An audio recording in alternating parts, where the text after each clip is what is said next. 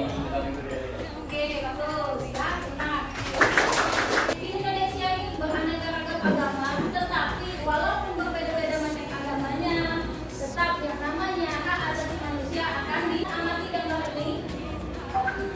Terlihat pada gambar menunjukkan adanya pelaksanaan hak dan kewajiban negara. Warga negara dalam pengertian hak adalah suatu hak yang sifatnya asasi atau mendasar. Sesuai dengan pertanyaan di awal tadi ya, asasi artinya mendasar. Hak yang dimiliki setiap manusia berdasarkan kodratnya yang pada dasarnya tidak akan memisahkan. Istimewanya yang namanya hak asasi manusia. Hak asasi manusia itu diberikan langsung oleh siapa? Tuhan Yang Maha Esa. Sehingga atas pemberian Tuhan Yang Maha Esa tadi tidak ada yang boleh mengganggu hak tersebut, termasuk orang tua kandung kalian. Apakah bayi yang ada di kandungan itu sudah memiliki hak? Silakan angkat tangan yang paling jawab. Tidak apa-apa. Oke, silakan. Satria, sudah. Oke, buktinya apa kalau sudah?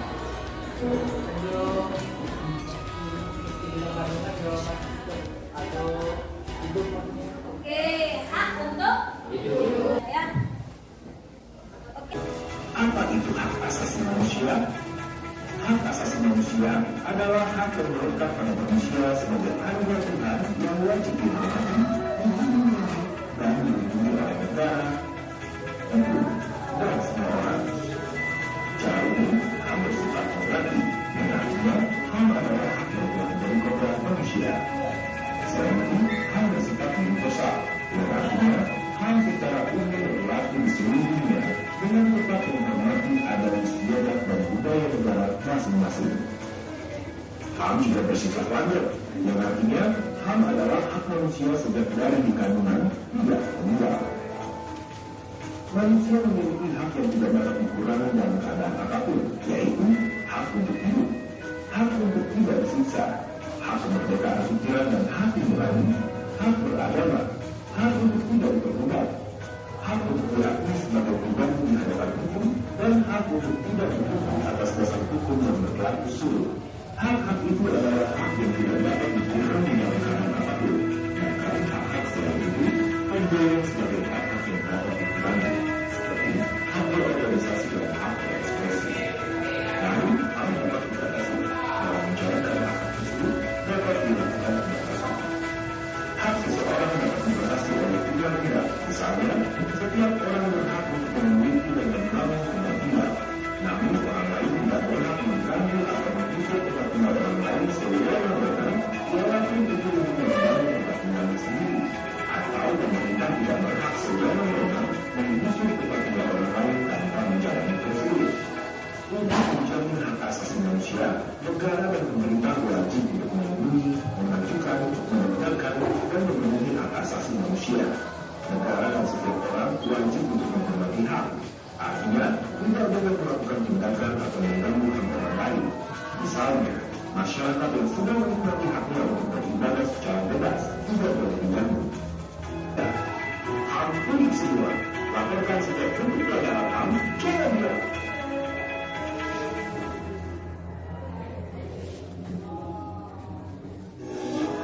Apa itu hak asasi manusia? Hak asasi manusia. Oke, sudah selesai menyimak video yang sudah Ibu tampilkan tadi. Jadi intinya yang namanya kasus pelanggaran HAM itu akan berhenti jika ada laporan atau pencegahannya.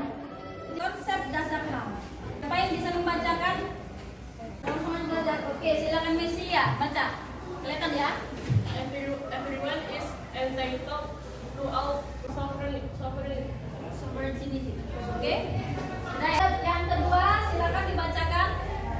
Selanjutnya, tidak akan diadakan pembedaan atas dasar kedudukan politik, hukum, atau kedudukan internasional dari negara atau daerah dari mana seseorang. Ini lebih luas lagi ya, kalau tadi daerah ini negara. Oke, kita lanjut. Ada yang namanya ciri-ciri HAM.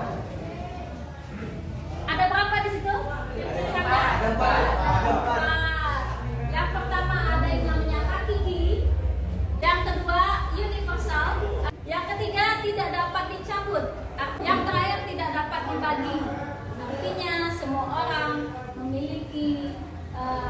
asasi manusia. Ada yang bertanyakan sampai sini? Tanya pribadi?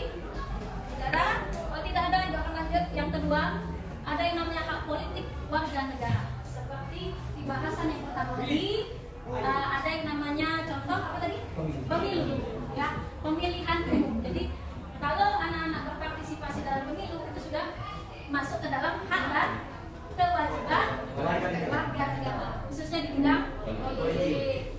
Yang kedua, berpartisipasi membangun roda pemerintahan. Yang ketiga, itu membentuk partai politik. Yang keempat, hak asasi peradilan, procedural rights. Hak asasi peradilan ini menunjukkan bahwa setiap individu berhak mendapatkan perlakuan yang sama dalam tata cara peradilan. Ditanyakan sampai sini? Tidak ada? Kita lanjut ya. Kalau yang tadi kita bahas tentang hak, sekarang kita akan bahas tentang kewajiban asasi manusia. Jadi menurut pasal 1 ayat 2 Undang-Undang RI nomor 39 menyatakan bahwa kewajiban dasar manusia adalah seperangkat kewajiban yang apabila tidak dilaksanakan tidak memungkinkan terlaksananya tegaknya hak asasi manusia. Dalam artian kalau misal hidup kita ingin aman, kita tidak boleh hanya mengejar yang namanya hak, tidak boleh menuntut yang namanya hak, tetapi kita harus menyeimbangkan atau mendahulukan yang namanya kewajiban. Jadi kesimpulannya kewajiban itu adalah sesuatu yang semestinya kita lakukan atau kita berikan, itu kewajiban. Kebalikannya hak, jadi hak sesuatu adalah bagus, sesuatu yang semestinya kita dapatkan. Jadi harus diseimbangkan antara hak dan kewajiban. Bagus. Yang kedua, ikut serta dalam upaya bela negara. Yang ketiga, menghormati hak orang lain. Jadi tanyakan di sini. Ibu bagikan ada satu buah artikel contoh dari kasus HAM, pelanggaran HAM. Di situ kalian baca artikelnya berkelompok. Di bawahnya ada beberapa pertanyaan, 3 pertanyaan. Silakan diskusikan. Apa yang menjadi pemikiran tiap-tiap kelompok akan kita kesempatkan nanti. Kelompok berapa yang mau dulu? Kelompok 1 ya? Oke, kelompok 1 silakan. Langsung motivasi. Kami dari kelompok 1 akan mempresentasikan hasil diskusi kami. Baiklah, kami akan menjawab pertanyaan yang ada di lembar LKPD. Oke, silakan.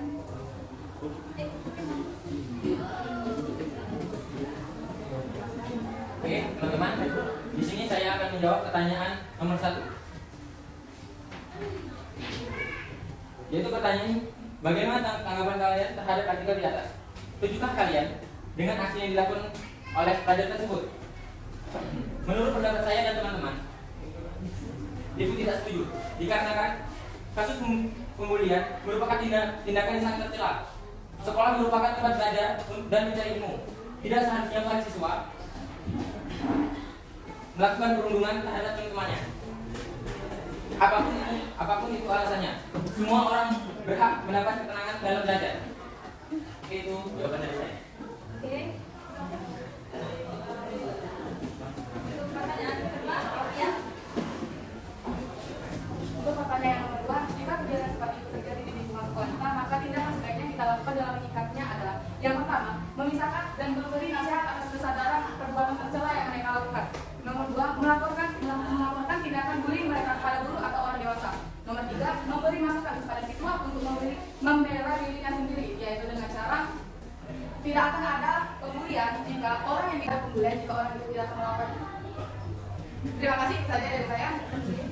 Saya akan menjawab pertanyaan nomor 3.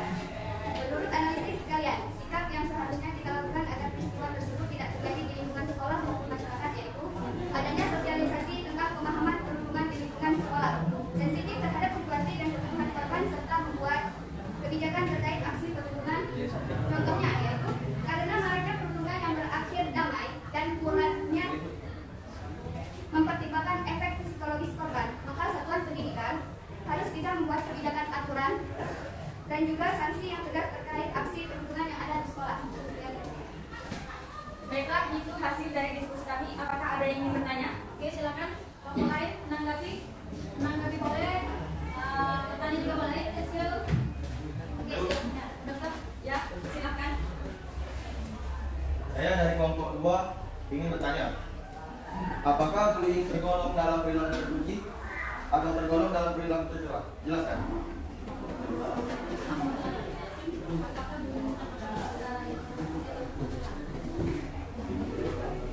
Baiklah, akan dijawab oleh Ahmad.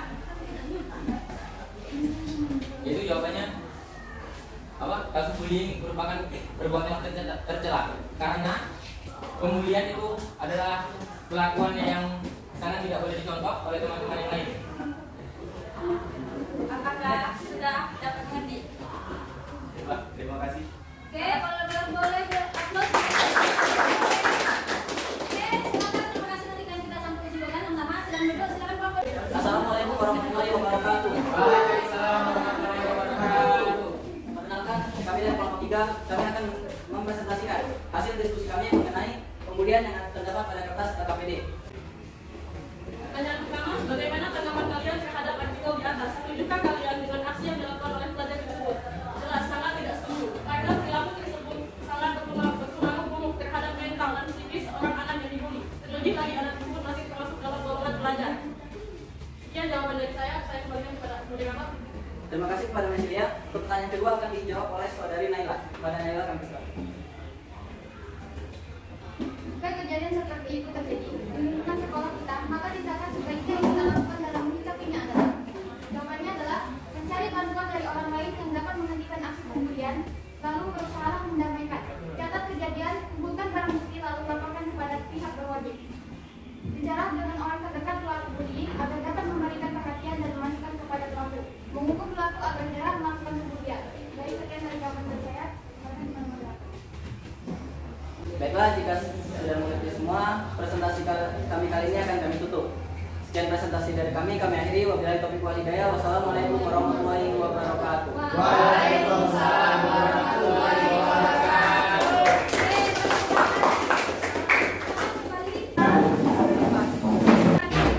Hanya 5 menit. Dibaca.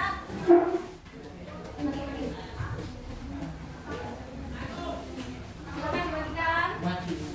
Ya, silakan dibacakan. Oke, ada pilihan ganda satu bebas, silakan kalian kerjakan. Tidak boleh diskusi untuk edisi kali ini. Ya, oke, sip. Oke, tugas selesai. Minggu depan kita akan bertemu lagi kerja PPKN di bawah memberikan tugas tentang anak. Jadi kalian harus membaca materi pelajaran kita untuk minggu depan. Ya, itu cara mengatasi dari kasus